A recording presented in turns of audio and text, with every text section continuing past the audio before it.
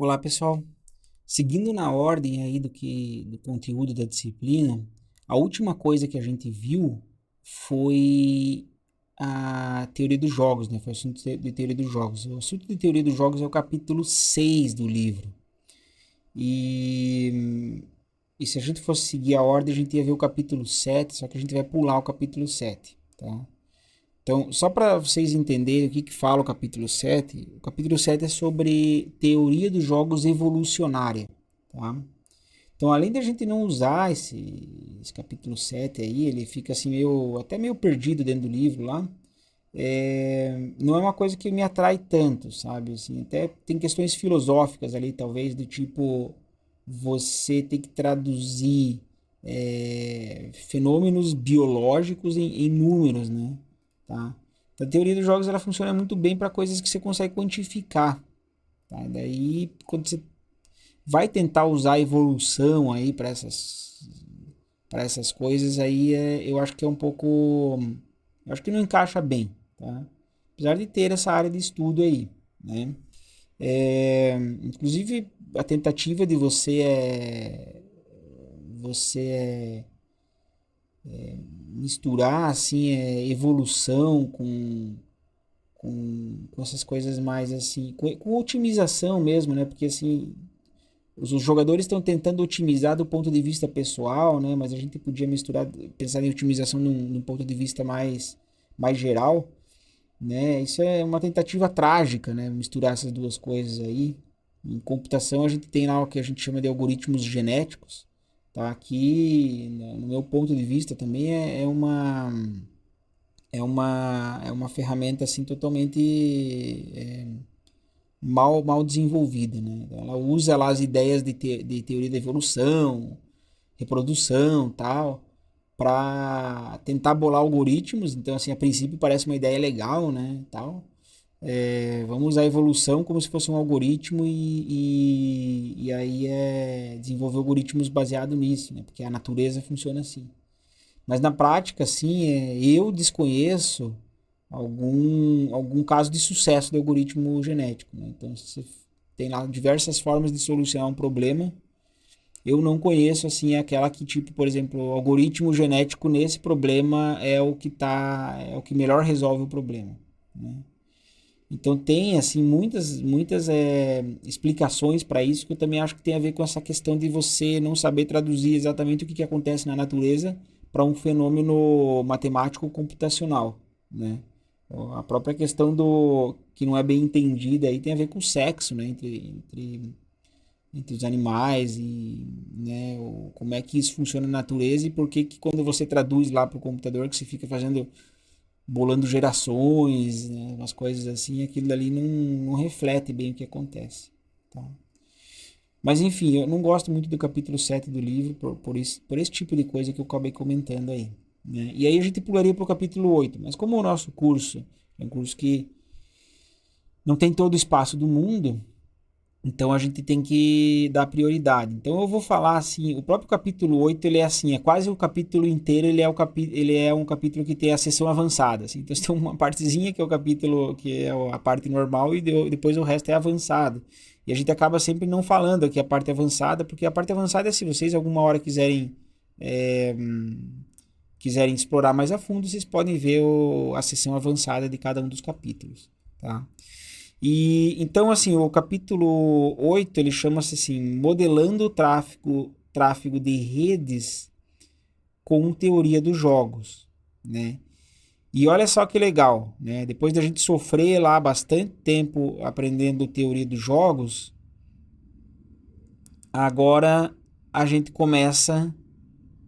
volta lá na questão das redes, né? Porque a gente falou de teoria dos jogos, só que com teoria dos jogos ainda não chegou a misturar as duas coisas. E a gente já falou aqui, né, a base, né, os grafos, a base do curso são os grafos e teoria dos jogos. Então, aqui talvez seria o primeiro ponto em que a gente está misturando as duas coisas, tá? Então, assim, isso daqui não vai ser só uma pinceladinha, que nem a gente já fez lá com o capítulo 4, tá? Uma leve pincelada aqui, para vocês saberem do que se trata do capítulo 8, para vocês saberem que existe esse tema aqui. É um tema super interessante E esse daqui que eu já tinha comentado, né? Que tinha uma parte aqui desse curso que era que eu lidei mais na época que eu estava fazendo doutorado lá. E é justamente esse capítulo 8 aí. Então é legal falar assim. E depois eu vou falar ali o que eu acabei estudando, tá? Mas tem a ver com esse capítulo 8 aqui totalmente. Então, como é que faz aí pra gente agora fazer a mistura aí de teoria dos jogos com redes, né? Esse é um exemplo, tá? Existem outras formas de fazer, né? A gente tá vendo essa questão do tráfego aqui. Então, a gente tá pensando numa rede de transporte, tá? É, tá? Então, a gente já falou que tem várias redes aí, né? Não é só a rede social, não é só a rede econômica, tem diversos tipos de redes. Nesse caso que a gente está trabalhando com uma rede de transporte, tá? É como se fosse um grafo, né, modelada nessa rede, como se fosse um grafo direcionado, tá? Então tá aqui, ó. Você tem, sei lá, pontos assim, né? Localizações A, B, C, D, tá? E você consegue ir para essas localizações através dessas arestas aqui. Você pode pensar que são rodovias aqui, tá? Alguma coisa assim. Bairros, talvez, né? Essas localizações ou algo assim. E aí, um detalhe aqui que a gente tem esses valores aqui nas arestas do grafo. Tá? Então, o que seriam esses valores?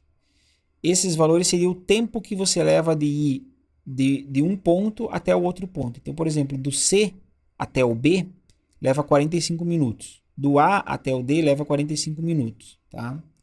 Só que tem algumas rotas aqui que a gente tem o tempo variável. Por exemplo, essa daqui, ó, do A até o C e do D até o B. Né? Aqui vai dar x dividido por 100 e x dividido por 100 também. Né? O que é esse x? Esse x seria a quantidade de carros que está passando por essa rota. Tá? Então, se você for interpretar, é assim. Esse tipo de rota aqui é uma rota que, quanto mais carro passa, mais lento fica. O que é bem comum acontecer, né? Tá? Então, assim, é uma coisa que, se você for botando muitos carros lá, ele vai alterar o tempo. Tá? Por isso que tem, assim, x dividido por 100. Então, a gente está supondo aqui uma situação de 4.000 carros. Essa outra rota aqui é uma rota que ela é tão larga, assim, as vias são tão boas, assim, que não importa quantos carros passam lá, assim, sempre vai levar 45 minutos, tá? Então, se a gente tem esses diferentes tipos aí de tempos, um que é um tempo variável e outro que é um tempo fixo, né? Agora, assim, se a gente supor aí esses 4.000 carros, a gente quer saber, assim, ó, quanto tempo que levaria de sair do A e chegar até o B, tá?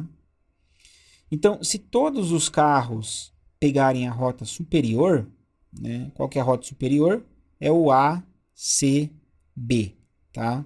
Isso daqui vai levar 85 minutos. Né? Por que 85 minutos? Porque são 4.000 carros, tá? Então, se todos os 4.000 carros estão passando aqui, então isso daqui vai levar 40, tá? Porque vai ser 4.000 dividido por 100, então isso daqui vai dar 40 minutos. Aí 40 com 45 que dá 85, certo? Agora, por outro lado, se eu dividir igualmente, tá, entre as rotas, ou seja, 2.000 pela rota superior e 2.000 pela rota inferior, eu vou levar 65 minutos. Tá? Mesma coisa, se for passar 2.000 aqui, eu vou gastar 20 minutos aqui. Então vai ser 20 mais 45, que dá os 65. E aí aqui embaixo a mesma coisa. Tá? 65. E o que seria um equilíbrio de Nash aqui? Seria assim, quando os carros se dividem igualmente nas rotas. Daí, mas como assim que você já está conectando teoria dos jogos, né, equilíbrio de Nash com essa situação? Por quê? Porque cada carro é uma pessoa independente. Ninguém está controlando os carros. Quem controla os carros são os próprios motoristas. Cada motorista tem uma escolha de estratégia, que seriam essas rotas que ele tem que percorrer, tá? E cada rota vai te dar um tempo para você chegar no destino, certo? E você pode mudar de acordo com o que os outros estão fazendo. Então, situação perfeita, teoria dos jogos, né?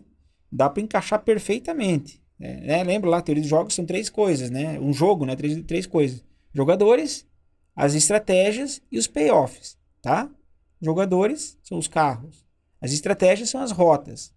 Os payoffs são quanto minuto que vai levar em cada rota, né? Dependendo do que os outros jogadores também estão fazendo. Então, se a gente pegar... Então, como eu falei, o equilíbrio de Nash é quando os carros se dividem igualmente nas rotas, que daria 65 minutos. Né? Nesse caso, nenhum motorista tem incentivo para mudar para outra rota. Por quê? Porque se você tivesse, por exemplo, se está tudo equilibrado aqui, né? Tipo assim, 2.000 indo por cima, né? E 2.000 indo por essa daqui de baixo, tá? Aí você é um carinha que está indo, por exemplo, por essa de baixo. Se você for pela de cima, você vai aumentar um pouquinho aqui, ó. Esse 20 minutos vai aumentar um pouquinho aqui, né? Tá, vai aumentar para 20,01. Não tem problema, mas assim, né, a gente está supondo lá que os jogadores são racionais, que eles conseguem calcular isso, aquela coisa que aquelas suposições básicas que a gente já falou lá da teoria dos jogos. Mas enfim, ele não vai querer ir por essa rota aqui do cima, porque senão ele vai gastar um pouquinho mais do que 65 minutos, tá? Então eles não têm incentivo de trocar de rota. Isso vale para todo mundo, então a gente está numa situação de equilíbrio, tá?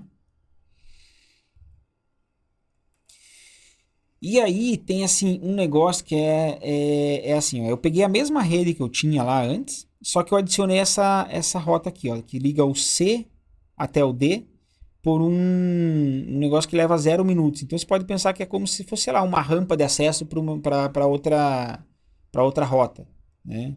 Você está lá numa rampa, você está numa via, a via que vai por de cima aqui, você está na via que vai por de baixo e você tem uma rampa de acesso da de cima para de baixo. Tá? Então, sei lá, em 0 minutos ali, né, alguns poucos segundos, você já chega na rampa de baixo, né? Ela só vai aqui, né? Só vai, tá? Percebam que tem a direção das arestas também envolvidas. Então, vamos supor que eu adicionei isso daqui. Eu falo, pô, quanto mais coisa eu adicionar, melhor vai fluir esse tráfego aí, né? Só que não. Só que isso é uma situação contraintuitiva, tá? Então, ó, uma pequena mudança na rede pode levar a uma situação contraintuitiva. Adicionar a aresta CD, ou seja, essa rodovia rápida, essa via de acesso aí, né? Essa rampa de acesso, 0 minutos para chegar. Você fala, beleza, a coisa vai melhorar. Só que não, tá? Com essa aresta CD, há um único equilíbrio de Nash e leva um tempo maior para todo mundo, 80 minutos, tá? Qual que é o único equilíbrio de Nash? É você mandar todo mundo para cá, ó, fazendo isso daqui. Certo? Então vai ser 4.000 carros, né? Então vai dar 40 minutos aqui, 0 mais 40, isso daqui dá o total de 80. Tá? Esse é o único equilíbrio de Nash. Tá? Você pode depois testar, né? Mas aquela história, por exemplo, vamos só pegar aquela situação em que a gente dividia no meio, né? Então eu tinha 2.000 vindo para cá, 2.000, então eu dava 20 minutos aqui, 20 minutos aqui, então dá 65 minutos. Você fala, será que tem alguém que está... Então, ó, os caras estão ou vindo aqui por cima ou vindo aqui por baixo, né? Mas será que tem alguém com incentivo de trocar de estratégia?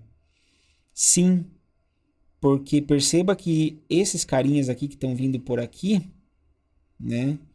Se ele, em vez de continuar aqui, né, por essa de 45, se ele vier por debaixo aqui, ele vai acabar gastando, vai gastar menos tempo, tá? Vai gastar menos tempo. Então, gastaria assim, um pouquinho mais de 40 minutos, né? Em vez dos 65 minutos. Então, começa com uma galerinha, começa a migrar para essa rota alternativa aí, tá? E no fim, se você for parar para pensar... Bom, primeiro assim, que essa que vai metade por cima e metade por baixo não é equilíbrio, né? As pessoas têm incentivo em mudar, tá? Aí precisaria de uma análisezinha um pouquinho mais assim, vamos gastar um pouquinho mais de tempo pensando, para ver que a única forma de equilíbrio seria se você enviasse todo mundo, né, por esse caminho aqui, tá? Por esse caminho aqui, certo? Todo mundo por cá. 80 minutos. Então, olha só. Se eu não tivesse adicionado essa partezinha, essa rodovia aqui, né, o equilíbrio me daria 65 minutos. Aí eu adicionei e o negócio piorou, né? Totalmente contraintuitiva essa situação aí, tá?